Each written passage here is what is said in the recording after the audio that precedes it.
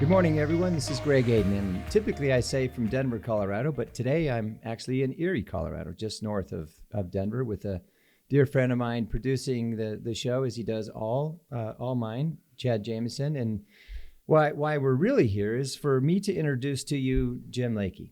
I met Jim through my friend Chad Jameson, and I'm just going to say that the story that I heard is a story you're going to hear. And I usually bring leaders onto the show, and we talk leadership and all that. But it's not that he isn't a leader. He comes from his heart every day. And when you hear the story, I hope you will have it in your heart to not only give to this cause, but get involved to this cause. Ladies and gentlemen, Jim Lakey, how are you today? Doing great, Greg. Thanks for having me into your studio via Chad's studio. Yes. And, I've been doing a lot of wonderful things for a lot of wonderful years, but I don't have a bobblehead. So let's start with, how did you get this and who created it for you? I have been in the radio television world for 20-something years, and one of the stations I was with decided to do a promotion to promote my big head, and that was a giveaway. And once the station actually closed up, went out of business, I took them all, erased. We had all the station's name, and now I send them out as autographed bobbleheads to my current followers at different stations. So, what do you think this is worth today? About $2. $2. Okay. Well, it's valuable to Chad because it looks like it's autographed. It is. I had a classmate from high school, which is funny. I've got a lot of these left over, and call me. I'll send them to you for Christmas gift. It's not a problem. Sure. But one of my paperweight. Yeah, paperweight or something. Please don't. That's not a gift. That's torture. One of my friends said, "I bought your bobblehead." I'm like, "Where did you buy my bobblehead at?" They're not for sale. And evidently there was a place they looked up, found my bobblehead on eBay, and some place was selling it. And I think they paid like $150 for it. They said, I said, I would have given one for free. You should have just sent me the $150. So I don't know if they're still on eBay, but don't do that. When you were in the radio world and you were interviewing a lot of celebrities, just before we get into the story we're going to talk about, what was one of your favorite guests and why? Boy, that is a toughie, because I did 20 years of this stuff, and it was a lot of politics, a lot of political guys. Most memorable? There were so many of them. Some of the most fun were, and just not even specific names, but the style of interview. We had a studio at one station that was in downtown Denver, and we had an arrangement with the comedy club in downtown Denver that on Friday, they would send over the comic that was headlining that night, and they'd come into the studio, and the last hour of the show would put away all of our news and politics and political stuff and call in and debates, and we would do a joke and comedy hour, and the listeners would call in and tell a joke, and then the comic and I would guess the punchline. If we guessed the punchline correctly, they got nothing. If they stumped us and their punchline was better than ours, then they got a prize or something. That was always fun because I have so many political guests. I've interviewed presidents, I've interviewed senators, I've interviewed mayors, I've interviewed all sorts of people. And they all kind of run together in a sense, but that was memorable because that was the standout. That was the different thing that we got to do, was the comedy. One final question on that. Would you rather interview a comedian or a politician? Rather interview a comedian. Well, some politicians are jokes in and of themselves. So, so there is that. There is the combo. You know, I like news. I'm kind of a news junkie, and because I follow that a lot, it was always intriguing, and because I always approached the politicians, whether they were on my side or someone else's side. I always tried to be fair, but I always tried to be tough. And some wouldn't come on the show because they knew that I wouldn't ask the questions that their campaign people said. You'll have to stay on this topic, and I said I don't do scripted interviews. So I'd say the politicians probably, but the comedy was fun. Tell us about River's Promise, and what was it in your heart that started all of this? And start from the beginning and let my listeners know, because this is servant leadership to its core. So go ahead. River's Promise is charity, as you know, and the story will unfold. It's based on the work we do, helping vulnerable children, impoverished children in Rwanda, in the continent of Africa, just below the equator for your geography lesson. Right. Thank you. It's a beautiful country, and it's bordered by Congo, Uganda. It's just smack dab in the middle there. But it's a beautiful, safe country, but it has a horrible poverty problem. I didn't know much about Africa. Never dreamt, it wasn't on my bucket list as a young guy to go to Africa. Studied in social studies. I remember hearing about big animals that we only could see at the zoo. I remember hearing about Zulus, big tall warriors. I remember social studies things, and I remember the National Geographics my mom subscribed to, and you'd see these wonderful pictures, but wasn't on my radar in the least. It was not. I was in life planning to go into, I was going to become a lawyer. That was my undergrad it was all pre-law emphasis, and I going to head to law school. Somehow I got sidetracked from that because some guy said, "You have a good voice. You should try radio." And 20-something years later, I was doing radio and no law school. But Africa was not in the mix. And then one day I said, I'll run for political office and things like that. But my story got a little hijacked because I was asked through a church that we attended, to be a chaperone on some kind of a summer mission trip for college students from the University of Colorado. And how long ago was that? That was 17, 18 years ago now. Okay, yeah, so 2007-ish. 2007, yeah. And so that was in that time frame. And I said, yeah, and we put together, and we had a mutual friend through that church that had studied in America, gone back to Rwanda. And Rwanda then was about just several years past the genocide, until less than 20 years past the Rwandan genocide. Remember that, Hotel Rwanda, the movie, all that. 1 million people died in 90 days. So it was still, it was a safe country, but they're still digging out of that horrible tragedy. So we decided to take the college kids on a mission trip. And at the time I was married, and my wife and I had always said we would adopt. We would do that after biological children, but we had never had biological children. And I had this great idea. I thought it was a fantastic idea. It worked out well. So she came home from her office one day, and I said, I have an idea. I said, we've always said we'd adopt. Why don't we start the process on this trip in Rwanda? And she said, have you been drinking? And I said, maybe. No. Chances are good. Chances are good. And that's kind of in Rwanda. Again, we just talked about adoption. We never talked about foreign adoption, domestic, foster. We just knew we wanted to do that, and it was just kind of, what do we adopt a kid from Rwanda? They just had a genocide. So fast forward the story. My contact there that helped us with the mission trip, he lived there, starts helping me through the adoption process. And a lot of times when you think of international adoptions, you think of agencies, and you write a check and they handle the paperwork and you go fly and pick up a child. Rwanda didn't have agencies. So this was all a private thing. It'd be difficult. It can be difficult. So we had to employ a lawyer. You have to have on the ground. There were laws that sometimes as we're getting, I said, well, that's not what the law says. Well, that's what we do. And so there was a lot of navigation through it. And but ended up seeing some photos of some children, and of course you want all of them, but there's one that stood out to really both of us separately, and I said, that's the one. We both agreed, and I said, we'll start there. And then I actually tried to adopt a couple more, but it was hard enough to just get one through the process there in Rwanda. The child you identified, what was his or her age? He was about 2 years old in the photo. Okay. It's a cool photo. He was the only kid in the photos that I had. That's all I had. I hadn't been there. That wasn't smiling. It looked like he had just woken up, and I found out he had 2 years old, dressed kind of in an orphan, barefoot, had his finger in his mouth, and he was upset taking a photo of him. Somebody had woke him up from his nap, I think. So he was about two and a half years old. And both knew that was him. And the story we did not know at the time is that he had been abandoned pretty much at birth. He was found in a ditch at around 11, 12, middle of the night, in a rainstorm outside of a lady's fence, outside of a lady's gate at her home.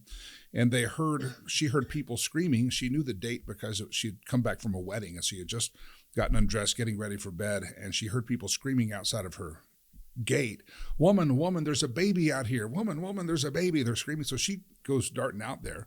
And sure enough, right in this area where the water was flowing in a torrential rain, Rwanda is it's a tropical rainforest, so they get rain, and for the Toto song, "The Rains Down in Africa," they're real. You've never seen rain like that, and it's a store. And this kid has been put there, And she, in her words, the child was pretty much wearing almost nothing, maybe some rags or something. And she picked him up, scab of the umbilical cord, and she thought he was still there. So it was, if he was not a newborn, he was only a day or so old. That scab was still there. And she took him into her house. And Wow. she said, and when we talked to her later, she says, I thought he would die. I thought he would be cold and die.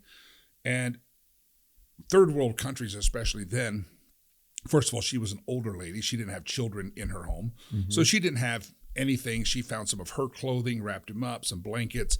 It's not like there's a 24-hour Walmart to go buy some formula.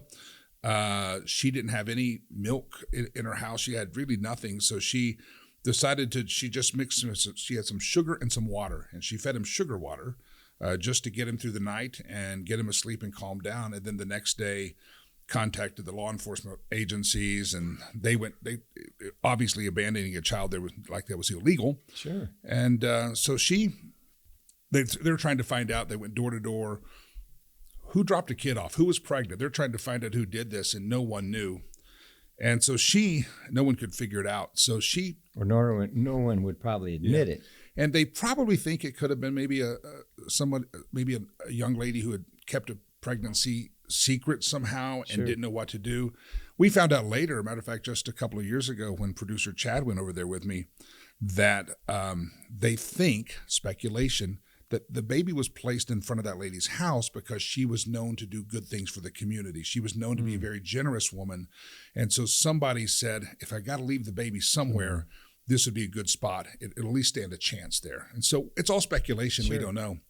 But the lady, she told her children who were grown, and she said, I'm going to keep the baby. They said, Mom, you're way too old to keep a baby.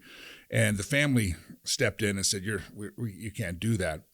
So through a series of events, she found an orphanage that was on the other side of town, because she said she never wanted that child who had been abandoned for someone to be watching it grow up and then come say, oh, that's my baby. Yeah. They said, you gave up the opportunity. So kid ended up in an orphanage, 2 years old. My friend knew the orphanage and took a photo of this kid. And fast forward about 2007, saw a photo and said, that's my kid, miraculously even alive and miraculously discovered. And suddenly he went from a ditch to an orphanage and got discovered for adoption, and kind of the rest began. So I'll just keep going because it's so in 2000 he was born in approximately 2004 or 5. 2004.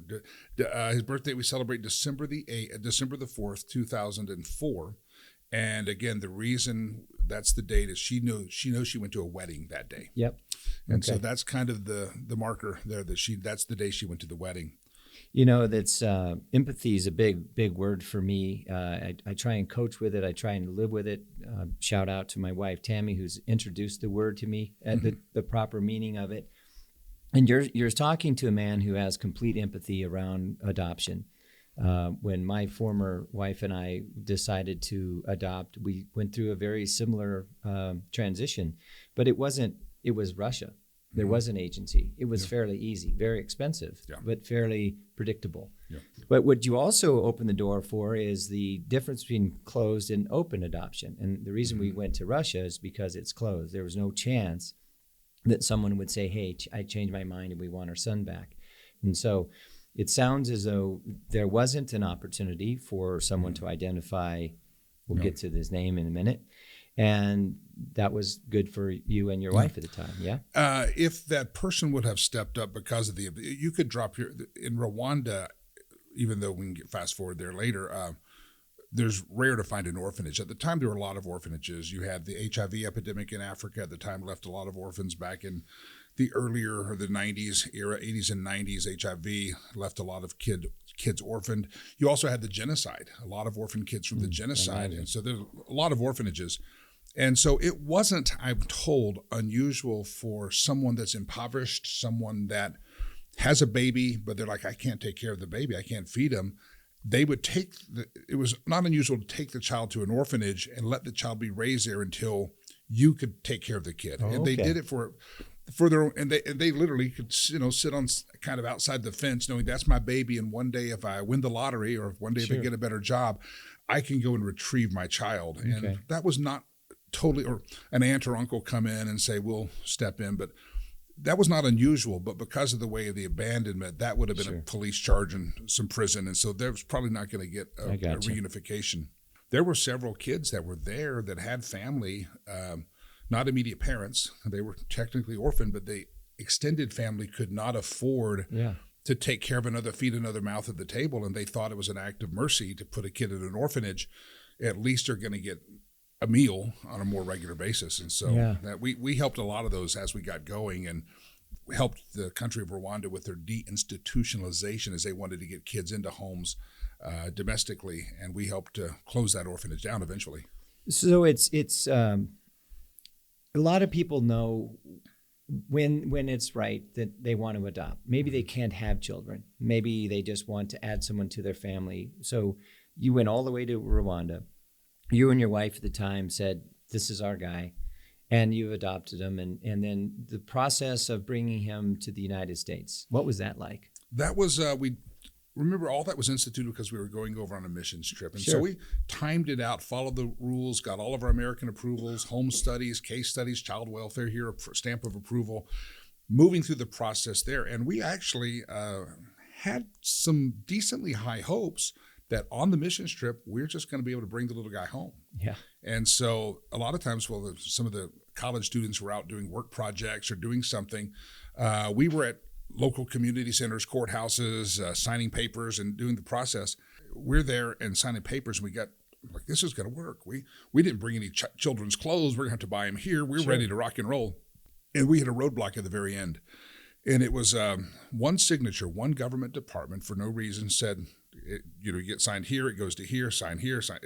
It goes up the chain of command. And it was one level short of the top chain. It's called the Ministry of Gender. Now it's called Ministry of Gender and Children and Families. It's a cabinet level officer in the president's office, but they have to sign off on an international adoption. And we got stuck. So stuck. And I've said, well, I'll come back as soon as you guys get it signed. And it's stuck. We had no rhyme or reason. But that actually probably was fortuitous, if you will, because on that last day, knowing that maybe we're not going to take him out of that orphanage that first day, that's when at the orphanage I was looking at the kids, playing with the kids. No one knew that I was there with the intent to adopt. I was just because they didn't want any biases or no one, even the directors of the orphanage didn't know. Only the bishop that oversaw the church in some other town that had that orphanage. He was the only one because they didn't want jealousy to break out. So it was the kids just thought I was there with a bunch of college kids. We're playing games with them. Yeah. And it hit me, and I was like, gosh, these are my son's earliest friends. I don't know how much he'll remember, because how much do you remember when you're 2 or 3? But there's going to be photos. There's going to be memories maybe there. And I said, So I asked the bishop that was there. He knew I was there. And I said, how can we help? What's the status here? What's your greatest need? And he said, and I thought in my heart, I didn't know, I thought he was going to say, man, I need beans and rice. Could you run up to the market? Let's go up to the Safeway or the local market and let's buy some food for the kids. We need extra food in the pantry. He said, Jimmy, they don't eat all the best. He says, but we feed them. He says, look, they have clothes. He says, not great clothes, but they have clothes. He says, my greatest need is I cannot send them all to school. Foreign to me. America, public schools, you go to school. Right. And explained to me that you can go to a public school, but you still have to pay school fees to go to the public school. Yeah. And he said, my greatest need is school fees. He says, and he said something really profound that kind of shaped my thinking. He said, without education, they will never escape this place. Without education, they will always be orphans without education. Right.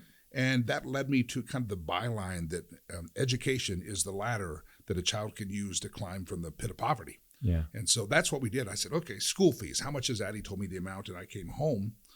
And I said, well, the least I can do is we'll take care of my son's orphanage. We'll start getting them to school and start that process. And that's really where it began, just watching the kids on the playground. And I never wanted him, my son, to look at a photo and say, Dad, what happened to the other kids in the photo? And I say, I don't know, son. We left them there to fend for themselves. So your decision and your gift, if I'm hearing you right, was to pay the school fees for everyone in the orphanage. That's what wasn't an organization. It was just I called it Jimmy's Orphan Project. Sure. And I had a friend that's a brander said, I said, I think I'm starting a charity. And he says, well, you can't, it's Jimmy's Orphan Project. And people started saying, well, he's going to be part of our community. He's in our circle of friends. We'll take care of an orphan. We'll contribute. I'm like, this is interesting. It was not something I started to be a public thing. It was just. But in the moment, the last day, so you said the word fortuitous, and that's exactly what I was grasping onto. If you would have been able to just leave, possibly, Jimmy's Orphanage may not have been around. River's Promise may never have been, right? Yeah. It's a possibility. It is. It was rather than being able to celebrate and take the kid out and party, we were, I won't say forced because it was a privilege to be back there with the kids and start noticing the need that normally you get a kid, you adopt, you go party, let's go have balloons and go to Chuck E. Cheese and let's have fun. And we didn't do that. So we're back at the orphanage playing with kids and realized, hey, this guy, if it all works, that's going to be my son. Oh, that's Quisera. They're holding hands, sharing the ball together. That's Vanessa. That's Moses. And I'm like, oh, there's connection here. So how long did it take you you flew back to the United States and came back? What was the space of time there? Just over a year. Okay. Just over a year. Wow. And at the time that I flew back, I didn't know the adoption was going to be done. But I had collected some funds. The school year was about to start. It was in early August of the following year, 2008. And I said, I got to go. And there's two things. It was a tough trip because, number one, I left it open-ended. I said, I'll stay a week or two, but I got to get through this adoption. And the way it was working is on paper in Rwanda, this kid was my kid. I technically was his parent. Sure. But they would not sign the paper that would allow him to leave the country. So they said, well, you can come here and live here for 2 or 3 years, and then automatically he will be granted the right to leave. Well, that was not in my career path, is to live in Rwanda. By the way, what were you doing in 2008? 2008, I had a music and entertainment company. I had kind of stepped out of radio, and I was promoting concerts and managing artists. Right. So I was in the music world. So I had some free time. I kind of worked for myself, and I could do some things over there.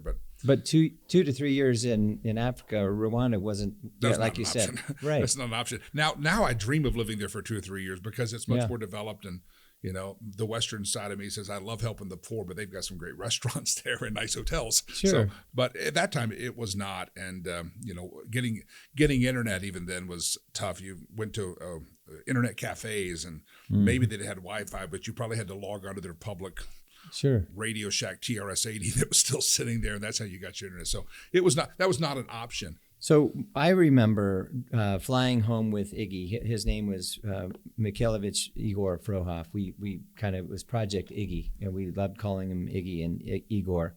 I remember the flight like it was yesterday from Moscow to Houston. So I want you to share with my audience, and some of my audience know that I adopted a son, and some of them know I don't have that son anymore, and some of them know I have another son. But to your story, what was it like for you to fly back with your little guy? I was there by myself, and I was there when I went on that trip to pick him up. I didn't know if I was picking him up. I thought I may have to go through an unadoption process and unadopt him in Rwanda because legally I couldn't just abandon it. You had to go through the reverse process. But I started getting the process through and got the signature, and remember going to the orphanage and picking him up. Again, he had no clue that I was adopting him. None of the kids knew. They all knew who I was. They all knew who I was. But we showed up one day to pick him up, paper finally in hand through a crazy series of events, and they take him to the back of the orphanage, the back room, and they clean him up and make sure he's as clean as possible in the orphanage. Give him the old spit bath, I think, and wash him down a little bit and put some clothes on him. The bishop comes out and says a prayer, and all the kids, I'm watching, and all the kids are like, what is going on here? We've never seen anything like this. And took him from the orphanage, and I had a guy filming, and he's now realizing he's being extracted from this orphanage. That's all he's ever known. Sure. And so he gets pretty upset and screams, and I tell the guy, I said, turn off the camera. We don't need to document this. Turn that off. And so, okay. We walk up the hill. He's still screaming. We get in the car. It's just him and I in the back seat, and I don't speak Rwandan, which is his language, and he doesn't speak English. Right. He calms down a little bit. We take him immediately from there. We had a plan, take him immediately to get a passport photo because he's going to travel on a Rwandan passport. They become an American citizen when they land here, but he's traveling out of the country on a Rwandan passport. So we take this little now 3.5-year-old boy who's frightened, probably not been much down the street, might have been his first ride in a motor car, what they call him ever. Sure. And he's now with this big white guy who he knows he likes because that guy brings candy and fruit to the orphanage. So he seems to be all right, but where am I going? What am I? You can't imagine. Why is he taking me out of here? Yeah. And so we get the passport photo and we take him to eat some lunch and do some business. And then the object is that they're going to expedite the passport. We'll pick it up the next day, the next morning, right, and then catch the flight out that night, just the two of us. And again, no speaking of the language. So here's what it was like leaving. We got to the airport, and the lady who had found him met us at the airport, and she gifted him a little necklace. Matter of fact, I found that necklace yesterday. It was we'd rearranged my studio at my house, and I said, there's the necklace. I lost it in the plane. But as soon as she gave it to him, we were in the airport, again, hustle, bustle in the airport, never experienced anything like it. And so he clasped onto that necklace and just held it like it was a safety blanket. It was an anchoring moment for it. He held onto that necklace. It was a cross, held onto that.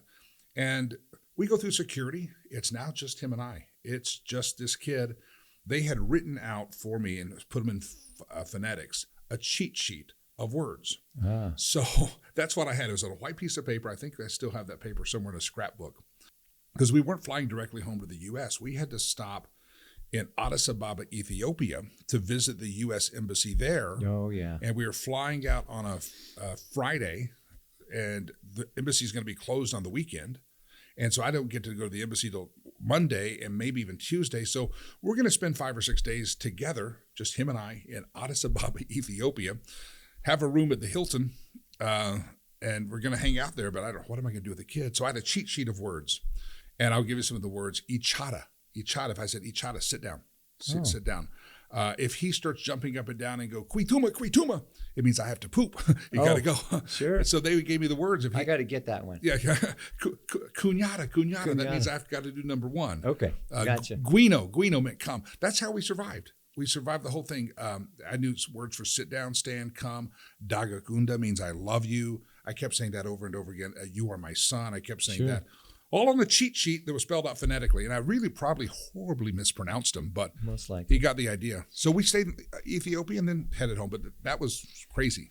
So you had some time in hotels. Yeah. And back then, you can't just say, hey, son, what do you want to watch? And go on a TV, because all of this hotel stuff, not only the motor car and soon to be an airplane, is extremely foreign to him. He had I think we know kind of where the memory came from. So the Hilton there had kind of a nice garden area and a walking area, and he loved to go walk. As a matter of fact, until he learned English, he would wake me up every morning in America and say, "Dute bade, dute bade." That means let's go for a walk, and we'd go for a walk down the street. He wanted to just go walking. That's awesome. That was his deal. So so we went for a walk there, the Hilton, and I remember when we got close to the swimming pool outside, he froze. I think his memory was the ladies at the orphanage had said, don't go close to the water, you'll drown. Makes sense. And because, the kids were kind of unsupervised, there's a creek or a river. And so he was horrified of that. And I had to carry him around it. Then he ended up loving swimming. But at the time, that was his memory of that. We saw a playground. He didn't, he kind of enjoyed getting on something. I spin him around, but he wasn't going to climb, probably had been told don't climb. Sure. And so you could tell he was experiencing new things.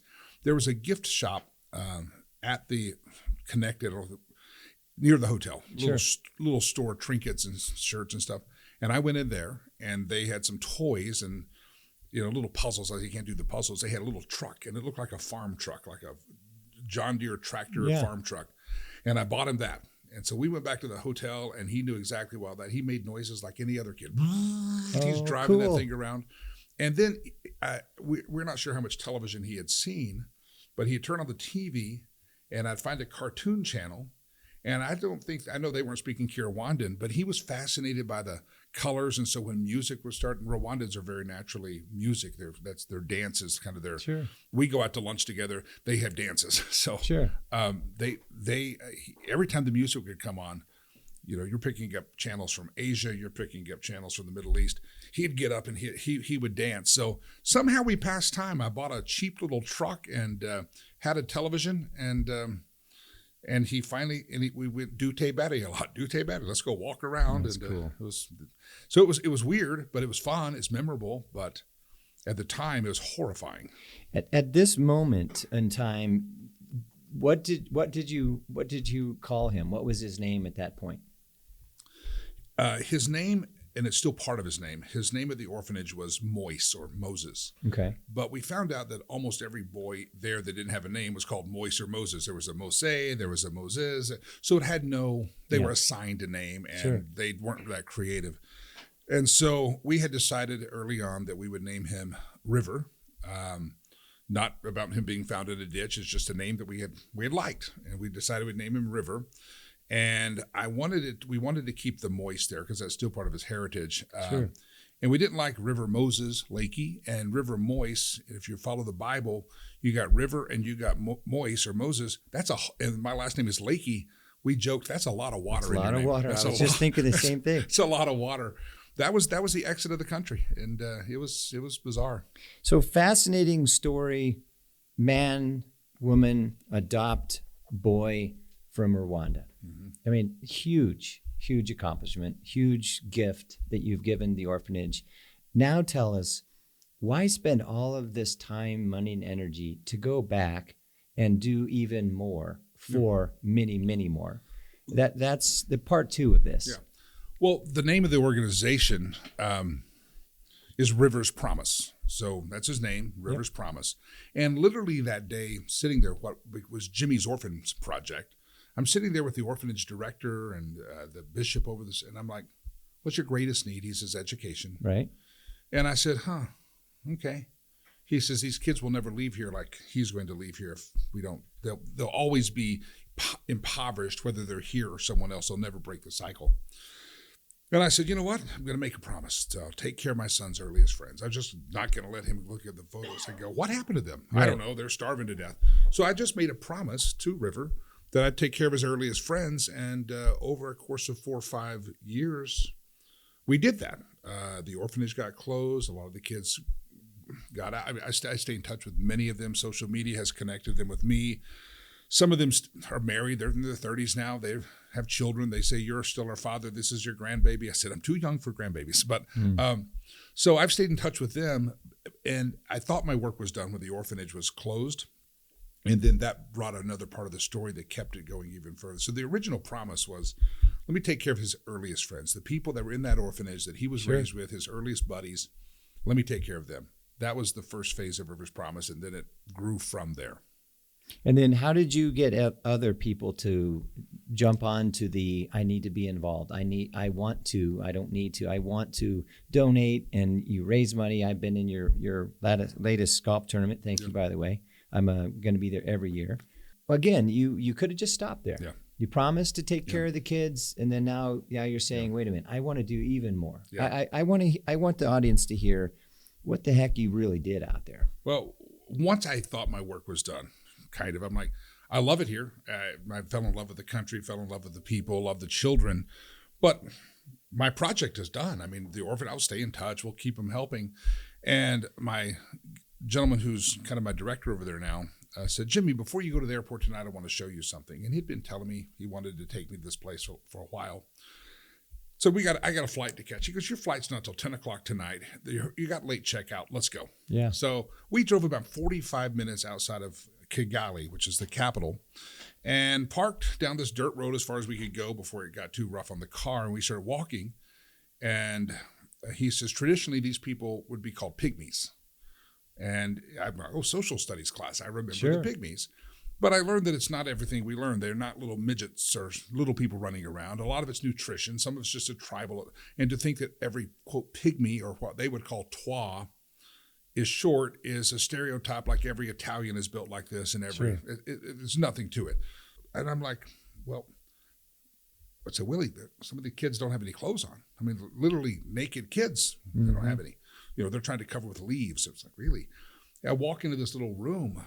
It's like made of banana leaves. It's you wouldn't keep your lawnmower in it. I mean, you're like, wow. Did some kid build a tree house? Is this a fort? He goes, no, this is where the widow lives, the lady. That's your bed. It's a pile of leaves and stuff. I said, and he said, Jimmy, they'll tell you they live like animals. They don't know what to do. And I toured, I saw it, and I said, why are you showing me this? He goes, I was going, oh, shoot, doggone it. And this is what's next. This is what's next. And he said to me, he said, Jimmy, they're talking amongst themselves. And they said, of all the folklore of legends and generations that get passed down in that kind of culture, they were right off the main highway, but they were a forgotten group of people up there in a forgotten areas. It's the squalor. Sure. That's where they live. And they said, this is the first white man that's ever walked up here. I don't know if that's true. They said, we've seen white guys on the street. He says, Rwandans don't even come up here, let alone the white man comes. Sure. So they thought that was pretty fascinating. And so I went to the airport and I started thinking, I said, Willie, let me think what I can do. I said, let me see what we can do. And I thought the image that came to my head was, if you're driving down a dark country road in the middle of the night and you may be in a hurry to get somewhere, but you see a car get T-boned by a freight train, you stop, you render the help. Well, I'm in a hurry. Grandma's got dinner cooking. No, you still stop. Absolutely. Because you don't know when the next car is coming. Right. And if I was the first guy on the scene, basically. And so we took with that, I said, well, let's get, how many sponsors did we have for kids at the orphanage? Let's parlay them and see if they'll transfer to a new group of kids. And that was about 20, 25 kids we had currently still sponsored, maybe 35. So we immediately identified 35 children, started getting them into school. And from there, it just continued to grow.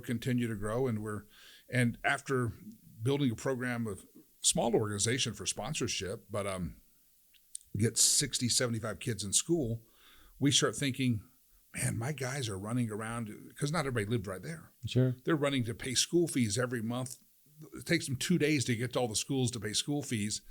And I'm like, I'm not even sure. We don't even know what the quality of education is. And so I said one day, why don't we just build our own school? And that's what we're doing. And so there wasn't like I never dreamt of building a school. I never dreamt of going to Africa. I didn't see myself as the education dude, but sometimes. And you may not be an education dude, but you are a dude that sees an opportunity to serve another human being. Yeah. And then you've asked other human beings to follow your lead. Yeah. I mentioned servant leadership earlier, and it's you embody it. Yeah. And you're not leading a team, but you're asking people to take care of other people that you know could use your time, money, and energy. And God bless you. Yeah. And that's a beautiful thing. And I always tell people this when I talk to them about the charity. They'll say, what about needs here in America? And I say, there's plenty of them. And if you have it in your heart, then go fill those needs. I just happened to be the first dude on the dark road in Africa, and that was the need that was presented to me. And we all can find something to get involved with on that. Well, and the people who are asking that, I hope they're already putting their time, money, and energy to that need. Absolutely. Versus just judging you for why not America? Yeah. Why not America? Well, why not Rwanda? Why not Rwanda? So, question for you. First of all, how do I shout out, and what do you want me to shout out right now as to what my audience can help you with? We're organization that somehow we do what I don't know how we do. I don't know how we do what we do. We have 150 kids in our school right now. Not all of them are sponsored. Some of them we're just funding their school and education. First of all, what does it cost to fund a child for an entire year? $65 per month gives them education in our school. It gives them health insurance, which is the best health insurance they'll ever get. It gives them what we call their greatest needs evaluated every month, maybe new shoes, maybe new clothes, maybe food for their family, and it gives them access to education, $65 a month. And you can pay that as a one lump sum as well. Some people, some people connect with a kid. They want a pen pal. Some people just say, let me send a kid to school. They don't necessarily need to know who the kid is and their name and all that. Okay. We've got people now that sponsor entire classes. They said, I'll do 30 kids. 30 kids at a time, that's a big number. 30 kids, but they're then making sure that an entire classroom is taken care of. And I hear you say by month. School here is 8 months, 3 months, summer, whatever. We just spread it over 12 months. Gotcha. We spread it out over 12 months. And so during the summer, they're also being. They don't get as much time off as you think. They get 4 or 5 weeks off in the summer, and so yeah, it's a 12-month commitment. Obviously, we got a man who sponsors an entire class, and so you say I will. Yeah. And whether you want to know or have a picture of the little person, that's possible, right? That's up to you. Okay, and then after a year, your organization says, "Hey, Mr. and Mrs. Jones, do you want to do it again?" Yeah. People, when they enter their card, they'll put the expiration date of their card. If the expiration date comes up on the card, or they can put when the donation stops. Maybe make a 12-month commitment. Maybe they just keep it ongoing. I'd love to have people walked their kids all the way through their school career, because there becomes that connection. The needs are crazy. It's just helping a kid. It cost us. We feed kids food at school, which that's not unusual. No, it is unusual. There's a lot of schools there that they don't get a meal. Well, these kids were very malnourished. We feed them 2 meals a day at our school. And the food portion alone, the inflation globally has gone up. It now costs us double to feed a kid, which is $1 a day. You say, well, that's not much. Well, it is when you have 250 mouths you're feeding every day, 2 meals a day, and it's doubled. And so of that $65 for the kid, some people say, I just want to help with the food. Can I just make a lump sum donation to help your food budget? Because we spend about $30 a month on feeding a kid 2 meals a day. And again, these are kids that would not eat. Very rarely. Yeah, and if someone wants to send a lump sum donation just to help, they can do that too, right? Yeah, and that's just those are kind of the parameters. It's really all about the children. We're going to finish up with phase 1 of our school construction's done. We're raising the funds for the next phases of that. But our operations is all about the kids, and that the cool thing is we have no paid staff in America. We do all this labor of love. No paid staff in America. We have some Rwandans that work with us. Yeah, of course you do. But that's the cool thing. We're just and we're the just ages us. of the kids in this school would, compared to something that the listeners could understand. Is it kindergarten through what or what? We will when the campus is done. Now we have kids in our sponsorship program K through 12. Okay. We have K through 12. Now we don't have our school built out that full yet. We got to do some more construction. Right now, under our school building is Our school is K through 4. Okay. Next year we'll add the K5, and we've got to start construction. But we have all the land built or purchased. We are building a K through 12 campus, and it's already in their first full year of operation. We became one of the top 5 academic testing schools in the nation. We teach the kids English. The government has come to us and said, why didn't you put this out closer to us so our kids can go? We said, you're missing the point. Yeah. We're putting it out here. Sure. And local governments have actually come and said, would you build more of these schools? And then one entity, the Department of Education, kind of came and said, this is the only area that does not have a university. Would you build us a university? I'm like, let's get 5th grade going first. But no, the government is like, please, you're helping us. And it's so awesome. And I will ask very specifically for people to get involved, and however they wish is involvement, whatever. Where is River today, and how is he doing? And I met him at the golf tournament. Good looking kid, athlete, I understand. But again, just in brief, where is he and how is he doing? He's actually home for break right now. We're recording this around Christmas time. He's home for winter break. Awesome. I graduated high school in 2023. He's been back to Rwanda several times with me. Good. I went his senior year of high school with some of his friends from school. And that was, we did the ribbon cutting of the phase 1 of our school. And that video captures on the website. Producer Chad was with us, and he actually produced a video as River's return. Nice. And kind of documents. And you will hear, if you watch that video on our website that producer Chad did, we're actually meeting with the family of the woman who found him. We're standing at the place he was found. Unreal. He's interacting as an adult now, an 18-year-old at that time, as a young man.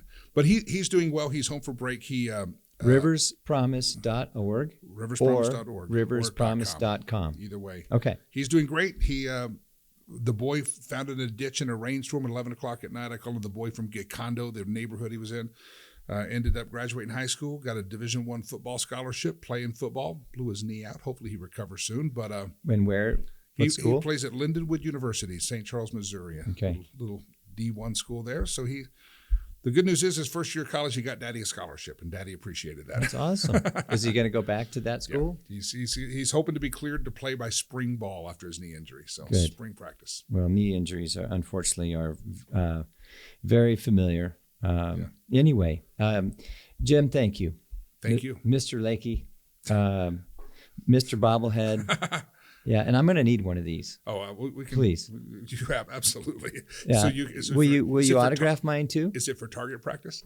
Well, now my son might think it's funny to hit this with BBs from about 20 yards, but I won't shoot it. I actually wanted to take all of them, take my heads off of so many, and make a Christmas tree of ornaments, but nobody's ever gone along with that. I wouldn't go along with that either. I mean, just as a little marketer of myself, no, I wouldn't recommend it.